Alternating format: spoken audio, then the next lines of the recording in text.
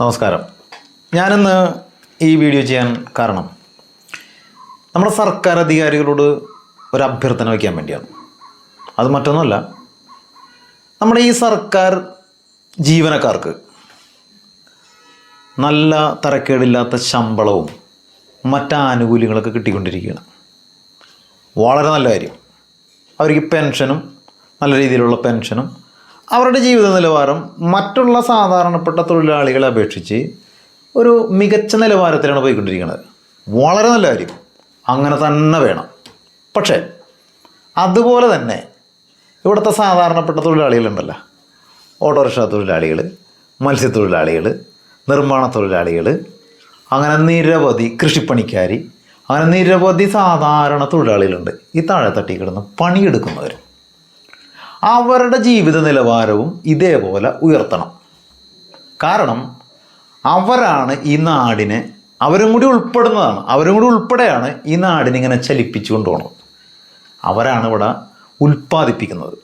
അപ്പോൾ അതുകൊണ്ട് ഈ പറയുന്ന സർക്കാർ ഉദ്യോഗസ്ഥർക്ക് കിട്ടുന്ന ആനുകൂല്യങ്ങളൊക്കെ ഇവർക്കും കിട്ടണം. ഇപ്പോൾ ഈ നിർമ്മാണ തൊഴിലാളികളുടെ പെൻഷൻ അതിപ്പോൾ മാസങ്ങളായി കിട്ടിയിട്ടെന്ന് പറയുന്നത് നമ്മുടെ നിർമ്മാണ തൊഴിലാളികളുടെ ഒരു സംഘടനയുടെ നേതാവുണ്ട്, VP കൊച്ചുമോൻ പറഞ്ഞതാണ് കഴിഞ്ഞ ദിവസം. അപ്പോൾ അദ്ദേഹം പറഞ്ഞത് ഈ നിർമ്മാണ തൊഴിലാളികളുടെ പെൻഷൻ 1600 രൂപയാണ് കിട്ടിക്കൊണ്ടിരിക്കുന്നത്. ഈ 1600 രൂപയുണ്ട് എങ്ങനെ ജീവിച്ചു പോകും? മിനിമം ഒരു 10,000 രൂപയെങ്കിലും അല്ലാണ്ട് ഒരാൾക്കൊരു മാസം കിട്ടാതെ എങ്ങനെ ഈ പ്രായമായ ആൾക്കാർ ജീവിക്കും? 18-ാം വയസ്സിൽ അവൻ പണിയെടുക്കാൻ തുടങ്ങി ഒരു 10-40 വർഷം പണിയെടുത്തിട്ട് അവന് വെറും 1600 രൂപയാണ് പെൻഷൻ കിട്ടുന്നത്. അതേസമയം ഇവിടുത്തെ നമ്മുടെ ഈ സർക്കാർ ഉദ്യോഗസ്ഥന്മാർ വെറും ഒരു 25 വർഷത്തെ സർവീസ് ഉണ്ടെങ്കിൽ അവനെ ആ പിരിഞ്ഞു പോരുമ്പോൾ കിട്ടുന്ന ശമ്പളത്തിൻ്റെ പകുതി പെൻഷൻ കിട്ടുകയാണ്. അവർക്കത് കൊടുക്കണം, അവർ അതിന് അർഹതപ്പെട്ടതാണ്. പക്ഷേ അവർക്ക് ഈ പറയുന്ന ആനുകൂല്യങ്ങൾ കൊടുക്കുന്നതോടൊപ്പം തന്നെ ഇവിടുത്തെ സാധാരണക്കാർക്കും അതേപോലെ പെൻഷനും ആനുകൂല്യങ്ങളൊക്കെ കൊടുക്കണം. ഇതാണ് നമ്മുടെ ആവശ്യം. പിന്നെ ഈ റോഡ് സൈഡിൽ പച്ച ബാക്ക്ഗ്രൗണ്ടിൽ വൈറ്റ് അക്ഷരത്തിൽ ഒരു ബോർഡ് കാണാം, ജനങ്ങൾ കാഴ്ചക്കാരല്ല കാവൽക്കാരാണെന്നൊക്കെ. ഞങ്ങൾ എന്തിൻ്റെ കാവൽക്കാരാണ്?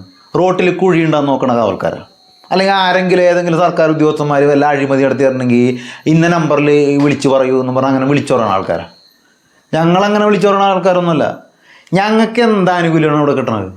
ഇപ്പം KSEBയിലാണ് ഒരു മറ്റേ ബംഗ്ലാവുണ്ട്, KSEB ബംഗ്ലാവ്, മറ്റേ ഷോളയാറ്, പെരിങ്ങൽകുത്ത് അങ്ങനെയുള്ള സ്ഥലങ്ങളിലൊക്കെ. ഇതൊക്കെ ഞങ്ങളെപ്പോലുള്ള സാധാരണക്കാർക്ക് കിട്ടുമോ? അത് അവിടെ ബുക്ക് ചെയ്യാൻ പറ്റുമോ? ഞങ്ങൾക്ക് അങ്ങോട്ട് പ്രവേശനം പോലുമില്ല. അത് ബുക്ക് ചെയ്യണമെന്നുണ്ടെങ്കിൽ ഏതെങ്കിലും സർക്കാർ ഉദ്യോഗസ്ഥൻ്റെ അവരുടെ റെക്കമെൻഡേഷൻ വേണം. അപ്പോൾ ഇത് ഞങ്ങൾക്കുള്ള സംഭവങ്ങളൊന്നും അല്ല. ഇത് ഞങ്ങൾക്ക് ഇതിനകത്ത് യാതൊരു അവകാശമില്ലേ? ഞങ്ങൾക്കൊരു അവകാശമില്ലേ? ഞങ്ങളെന്താണ് പേപ്പറിൽ നിന്ന് വെട്ടിയെടുത്തതാണ്. ഇത് ഈ കുറേ സർക്കാർ ഉദ്യോഗസ്ഥന്മാർക്ക് മാത്രം അവകാശപ്പെട്ടാണ്. ഇനിയിപ്പോൾ ഒരു public PWD rest house book ചെയ്യണം, അപ്പോഴും ഈ പറയുന്ന സർക്കാർ ഉദ്യോഗസ്ഥന്മാർക്ക് അവിടെ ആനുകൂല്യങ്ങളുണ്ട്. ഇനിയിപ്പോൾ ഒരു പൊതുമേഖലാ സ്ഥാപനത്തിൽ അവർക്ക് ക്യാൻറ്റീനിൽ നിന്ന് ഭക്ഷണം കഴിക്കണം, അവർക്ക് 2 രൂപക്ക് ബ്രേക്ക്ഫാസ്റ്റും 5 രൂപക്ക് ഊണും കിട്ടുകയാണ്. ഇതെന്തിനായും ഇത് ഞങ്ങളെപ്പോലുള്ള സാധാരണക്കാർ ഇത് അവകാശപ്പെട്ടതല്ലേ? ഞാൻ കുറച്ച് നാൾ ഒരു പൊതുമേഖലാ സ്ഥാപനത്തിൽ താൽക്കാലികമായിട്ട് ഒരു 7-7.5 മാസത്തോളം ഞാൻ ജോലിക്ക് പോയി. അത് നമ്മുടെ അങ്കമാലിയിലുള്ളൊരു ടെൽക്ക് എന്ന് പറഞ്ഞൊരു സ്ഥാപനമാണ്. അവിടെ ജോലിക്ക് പോയി. അവിടെ ജോലിക്ക് പോയപ്പോൾ ഇതേപോലെ അവിടുത്തെ ഉദ്യോഗസ്ഥർക്ക് വളരെ കുറഞ്ഞ ചിലവിൽ ഭക്ഷണം കിട്ടുന്നു. അങ്ങനെ ഞാനൊരു ദിവസം എനിക്ക് ഗതികേട് കൊണ്ട് ഞാൻ അവിടുത്തെ ക്യാൻറ്റീനിൽ നിൽക്കുന്ന ചേട്ടന്മാരോട് ഞാൻ ചോദിച്ചു, ചേട്ടാ എനിക്കൊരു 10 ഊണ് ഡെയിലി എനിക്ക് പാഴ്സൽ തരണമെന്ന് പറഞ്ഞു.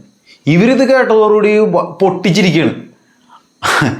അപ്പോൾ ആരും അങ്ങനെ ചോദിച്ചിട്ടില്ല എന്നാണ് പറയണത്. അപ്പം ഞാനിതുകൊണ്ടാണ് ചോദിച്ചത്. ഞാൻ ചോദിച്ചത് ഇത്രേ ഉള്ളൂ. കാരണം വെച്ചാൽ എനിക്ക് വീട്ടിൽ എനിക്ക് അരി വെക്കണമെന്നുണ്ടെങ്കിൽ 5 പേർക്ക് ഭക്ഷണം ഉണ്ടാക്കണമെന്നുണ്ടെങ്കിൽ നല്ലൊരു ചിലവ് വരും. പക്ഷേ ഇതാവുമ്പോൾ നിസ്സാര പൈസക്ക് കാര്യം നടക്കൂലേ എനിക്ക്?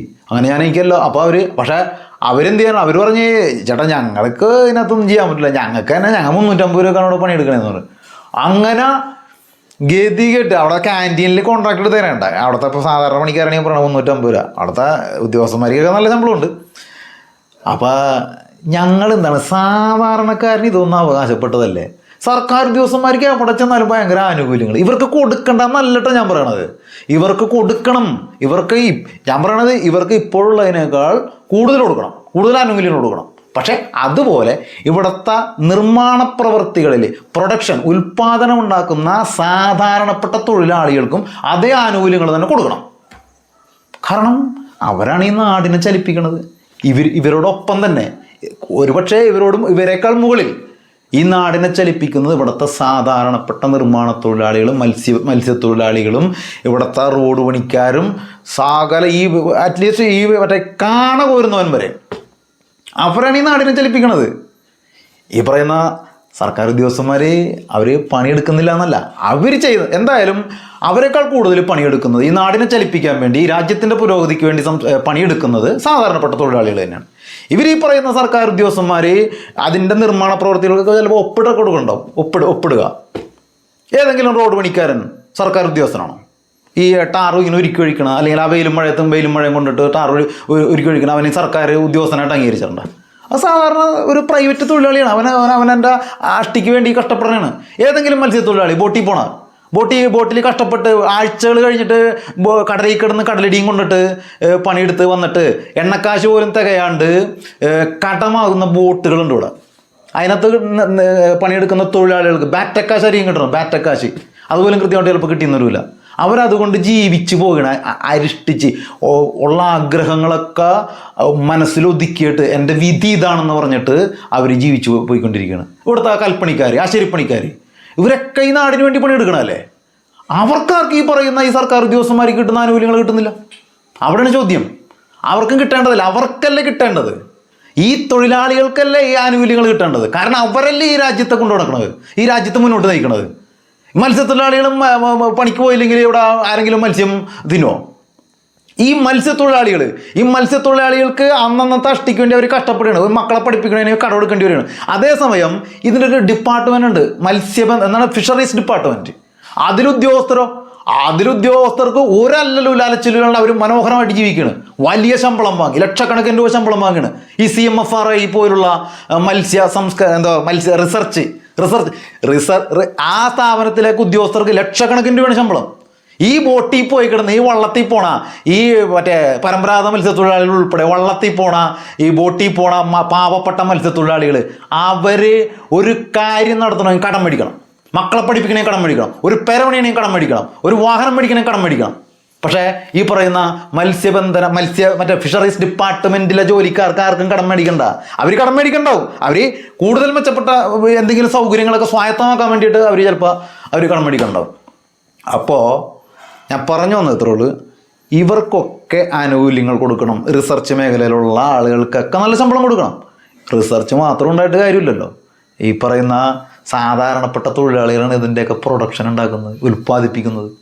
അപ്പോൾ അവർക്കും കൊടുക്കണ്ടേ? അവർക്കല്ലേ കൊടുക്കേണ്ടത്. ഇപ്പോൾ ഒരു സർക്കാർ ഉദ്യോഗസ്ഥനൊരു അസുഖം വന്ന് അദ്ദേഹത്തിന് റീഇംബേഴ്സ്മെൻറ്റ് കിട്ടും. പല മെഡിക്കൽ ഇൻഷുറൻസുകളുണ്ട്. ഇപ്പോൾ മെഡിസെപ്പ് പോലുള്ള ഇൻഷുറൻസ് പദ്ധതികൾക്ക് പല പരിമിതികളൊക്കെ ഉണ്ടെങ്കിലും പക്ഷെ ഇതൊക്കെ ഉണ്ട്. ഇനിയിപ്പോൾ ഓപ്പറേഷൻ നടത്താൻ പൈസ ഇല്ല, മെഡിക്കൽ അഡ്വാൻസ് കിട്ടും. ഈ ചികിത്സാ കാലയളവിൽ ലീവ് എടുക്കണം. ലീവ് എടുക്കാനായിട്ട് മറ്റേ ശമ്പളത്തോടു കൂടിയുള്ള ലീവ് അനുവദിക്കും. ഞങ്ങളെപ്പോലുള്ള സാധാരണക്കാർക്ക് എന്തുണ്ട് ഇവിടെ? എന്താണ് കിട്ടും? ഇപ്പോൾ ഈ നിർമ്മാണ തൊഴിലാളികൾക്ക് മറ്റേ സഹായം ഉണ്ടെന്ന്, കല്യാണം നടത്താനുള്ള സഹായം. ഈ നിർമ്മാണ തൊഴിലാളികളുടെ മക്കൾക്ക് അത് പെൺമക്കൾ കെട്ടിച്ചൂടെ പ്രസവിച്ചതിന് ശേഷമാണ് ആ പൈസ കിട്ടിയെന്ന് കഴിഞ്ഞ ദിവസം നമ്മുടെ ഇവിടെ സുഹൃത്ത് പറഞ്ഞു. അപ്പോൾ അങ്ങനത്തെ അവസ്ഥയാണ് ഇവിടെ ഉള്ളത്. ഞങ്ങൾക്ക് എന്താണ് ഇവിടെ ഉള്ളത്? ഞങ്ങൾ സത്യത്തിൽ ആരാണ്? നിങ്ങൾ ഈ സർക്കാർ ഉദ്യോഗസ്ഥന്മാർക്ക് വേണ്ടി അവരുടെ ജീവിത നിലവാരം ഉയർത്താനുള്ള ഒരു സ്ഥാപനമാണോ ഈ സർക്കാർ? ഞങ്ങളൊന്നും ഇവിടെ ഇല്ലേ? ഞങ്ങളെയൊന്നും നിങ്ങൾ പരിഗണിച്ചിട്ടില്ലേ? പിന്നെ ഈ സർക്കാർ ഉദ്യോഗസ്ഥന്മാരെ പോലെ തന്നെ ആനുകൂല്യങ്ങൾ പറ്റുന്നവരാണ് നമ്മളെ ഭരിച്ച് നമ്മുടെ ജീവിത നിലവാരം ഉയർത്തുമെന്ന് വാഗ്ദാനം നൽകി അധികാരത്തിലേറിയിരിക്കുന്ന MLA മാർ, MP മാർ, മന്ത്രിമാരൊക്കെ. ഇവർക്ക് ആർക്കും ഒരു അല്ലലുമില്ല, അലച്ചിലുമില്ല. നിങ്ങൾ ശ്രദ്ധിച്ചിട്ടില്ല? നിങ്ങളുടെ തൊട്ടടുത്തുള്ള നേതാക്കന്മാരെയൊക്കെ നിങ്ങൾ ശ്രദ്ധിച്ചാൽ മനസ്സിലാവും. ഇവർക്ക് എന്തെങ്കിലുമൊക്കെ പ്രശ്നങ്ങൾ വന്നിട്ടുണ്ടെങ്കിൽ, സാമ്പത്തികമായ വിഷയങ്ങൾ വന്നിട്ടുണ്ടെങ്കിൽ അവർക്ക് അങ്ങനെ ഒരു വിഷയമേ ഇല്ല, അവർക്കൊരു പ്രശ്നമേ അല്ല, അതൊരു വിഷയമാക്കില്ല. അരിക്ക് വില കൂടിയെന്നും പറഞ്ഞ് ഏതെങ്കിലും MLA മാരോ MP മാരോ മന്ത്രിമാരോ ദുഃഖിക്കണുണ്ടാ? പെട്രോളിന് വില കൂടിയെന്നും പറഞ്ഞ് അവർക്ക് ദുഃഖം ഉണ്ടാവേണ്ട കാര്യമുണ്ടോ? അല്ലെങ്കിൽ അവർക്ക് എവിടെയെങ്കിലും യാത്ര പോകണം, അവർക്ക് എന്തെങ്കിലും പ്രശ്നം ഉണ്ടാവാറുണ്ടോ? അവർക്ക് യാത്ര പോകാനായിട്ട് ഇന്ന് കിട്ടാവുന്നതിൽ ഏറ്റവും നല്ല കാറ്, ഏറ്റവും നല്ല ആധുനിക വാഹന സൗകര്യങ്ങളുണ്ട് അവർക്ക്. ഇന്നോവ ക്രിസ്റ്റ പോലുള്ള നല്ല 10-22 ലക്ഷം രൂപ, അല്ല 22 ലക്ഷം 28 ലക്ഷം രൂപ വരുവതിന്. അത്തരം വാഹനങ്ങൾ അവരുടെ കയ്യിലുണ്ട്. അത് നമ്മുടെ ചിലവിൽ ഓടിക്കൊണ്ടിരിക്കുകയാണ്. നമ്മളിവിടെ ഒരു അസുഖം വന്നിട്ടുണ്ടെങ്കിൽ ഒരു ഓട്ടോറിക്ഷ വിളിച്ച് ആശുപത്രിയിൽ പോകാൻ കാശില്ല നമ്മുടെ അടുത്ത്. ആ അവസ്ഥയാണ്. നമ്മളിവിടെ കരോക്കെ ഗാനമേള, ചികിത്സാ സഹായത്തിന് വേണ്ടിയിട്ട് കരോക്കെ ഗാനമേള റോട്ടിൽ നിന്നിട്ട് സഹായം അഭ്യർത്ഥിച്ചു കൊണ്ടിരിക്കുമ്പോൾ അതിനു മുന്നിലൂടെ ഈ പറയുന്ന MLA-മാരും MP-മാരും കൊടിവെച്ച കാറിൽ ചികിത്സയ്ക്ക് വേണ്ടിയിട്ട് പറക്കും വിദേശത്തേക്ക്. നമുക്ക് പറ്റുമോ? നമുക്കിവിടെ ഒരു മാരകമായ അസുഖം വന്നിട്ടുണ്ടെങ്കിൽ കാട്ടവും വില മേടിക്കണം, ഉള്ളത് വിറ്റുപേർക്ക് ചികിത്സിക്കേണ്ടി വരും, വഴിയിൽ നിന്ന് പിരിവെടുക്കേണ്ടി വരും. ഇവർക്കാർക്കും ഇതൊരു പ്രശ്നമല്ല. അരിക്ക് വില കൂടിയ പ്രശ്നമില്ല, പെട്രോളിന് വില കൂടിയ പ്രശ്നമില്ല, ചികിത്സാ ചെലവ് കൂടിയ പ്രശ്നമില്ല, ഒന്നിനും പ്രശ്നമില്ല. പ്രശ്നം മുഴുവനും ഇവിടുത്തെ പണിയെടുക്കുന്നവർക്കാണ്, പണിയെടുക്കുന്ന തൊഴിലാളികൾക്ക്. അവർക്കാണെങ്കിലോ യാതൊരുവിധ ആനുകൂല്യങ്ങളുമില്ല. 1600 രൂപയും പ്രതീക്ഷിച്ചുകൊണ്ടിരിക്കുകയാണ് പാവപ്പെട്ട പണിയെടുത്ത് പ്രായമാവുന്നവരും പണിയെടുത്ത് കഷ്ടപ്പെട്ടിരിക്കണ തൊഴിലാളികൾ 1600 രൂപയ്ക്ക് വേണ്ടി കാത്തിരിക്കണം. ഇതാണ് ഇതിനകത്ത് ഒരു പാർട്ടിയൊന്നുമില്ല. എല്ലാ പാർട്ടിയും UDF ആയിക്കോട്ടെ, LDF ആയിക്കോട്ടെ, BJP സർക്കാരുകൾക്കിടെ എല്ലാ സർക്കാരുകളോടും കൂടിയാണ് ഈ പറയണത്. കേന്ദ്രവും സംസ്ഥാനമൊന്നും വ്യത്യാസമില്ല. സാധാരണക്കാരന് ഇത് കേന്ദ്രമാണോ സംസ്ഥാനമാണോ എന്നറിയേണ്ട വല്ല കാര്യമുണ്ടോ? ഇതൊക്കെ വന്ന് ഭവിക്കണത് നെഞ്ചത്തോട്ട് വീഴുന്ന സാധാരണക്കാരനല്ലേ. അത് കേന്ദ്രം ചെയ്താലും സംസ്ഥാനം ചെയ്താലും അവന് കണക്കാണ്. ഇവിടെ ചില ആൾക്കാർ പറയും ഇത് കേന്ദ്രം നടപ്പിലാക്കിയാണ്, കേന്ദ്രമാണ് വില കൂട്ടിയെന്ന്. എൻ്റെ പൊന്നു മാഷേ, കേന്ദ്രം വില കൂട്ടിയാലും സംസ്ഥാനം വില കൂട്ടിയാലും വില കൂടുതൽ തന്നെയല്ലേ. അതിൻ്റെയൊക്കെ കെടുതികൾ അനുഭവിക്കേണ്ടി വരുന്ന സാധാരണക്കാരല്ല, ഈ പറയുന്ന തൊഴിലാളികളല്ലേ. അപ്പോൾ ഇതിനൊരു പരിഹാരം കാണണം. അത് സർക്കാർ തലത്തിൽ ഇടപെട്ട് ഇതിനൊരു ഈ പറയുന്ന സാധാരണക്കാർക്ക് കൂടി ഇത്തരം ആനുകൂല്യങ്ങളൊക്കെ കിട്ടുന്ന ഒരു സമത്വം, അവസരങ്ങളുടെ ഒരു സമത്വം ഉണ്ടാവണം. അതിനുവേണ്ടി നടപടികളെടുക്കണം അടിയന്തരമായിട്ട്. അല്ലെങ്കിൽ ഈ പറയുന്ന മനുഷ്യർ, ഇവിടുത്തെ സാധാരണപ്പെട്ട ജനങ്ങൾ ഈ പറയുന്ന സർക്കാർ ഉദ്യോഗസ്ഥന്മാരെയൊക്കെ ഒരു ശത്രുപക്ഷത്തേക്ക് കൊണ്ടുവരും. അവരോടൊരു ശത്രുതാ മനോഭാവം ഇപ്പോൾ തന്നെ രൂഢമൂലമാണ്. അതിൻ്റെ കാരണം ഇതാണ്. കാരണം അവർ കുറ്റം പറഞ്ഞിട്ട് കാര്യമില്ല. കാരണം അവർ പണിയെടുക്കൽ മാത്രം. അവർ പണിയെടുക്കുക, കടം മേടിക്കുക, വീണ്ടും പണിയെടുക്കുക, നികുതി അടക്കുക. ഈ നികുതി അടച്ചുകൊണ്ടിരിക്കുക. ഒരു ചായ മേടിച്ചിട്ടുണ്ടെങ്കിൽ അതിനകത്ത് പഞ്ചസാര, ചായപ്പൊടി, പാല്, ഇതിൻ്റെ 3ൻ്റെ നികുതി അവരടച്ചുകൊണ്ടിരിക്കുകയാണ്. ഈ സർക്കാർ ഉദ്യോഗസ്ഥന്മാർ മേടിക്കുന്ന അതേ സ്ഥലത്ത് നിന്ന് തന്നെയാണ് ഈ സാധാരണക്കാരൻ പോയിട്ട് കടയിൽ പോയി സാധനങ്ങൾ മേടിക്കുന്നത്. ഞങ്ങൾക്ക് ഈ സാധാരണക്കാർക്ക് പ്രത്യേക ഇളവൊന്നുമില്ല. അവിടെ പഞ്ചസാരക്ക് 40 രൂപ ആണെങ്കിൽ ഞങ്ങൾ സർക്കാർ ഉദ്യോഗസ്ഥന് 40 രൂപ കൊടുക്കണമെങ്കിൽ ഞങ്ങൾ 40 രൂപ തന്നെ കൊടുക്കണം.